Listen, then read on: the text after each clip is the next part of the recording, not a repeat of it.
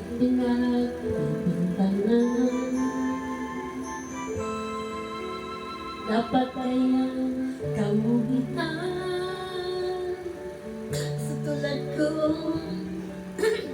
Kahirap lang.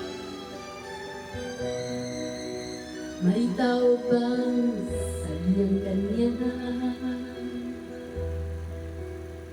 Panghamak ang sinuman, pang-aapi kasiyahan. Bakit kaya sila'y ganyan? Wala silang karapatan na ako ay panutangan, pagkat sila'y walang alam sa tunay kong pinagmulan. Wala akong kasalanan, sana ako'y huwag husgahan. Kasalanan di ko alam, hangad ko ay katanungan, nasaan?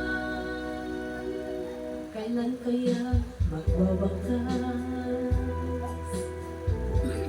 ng lusak ko't pagtitira? Kailan kaya magwawakas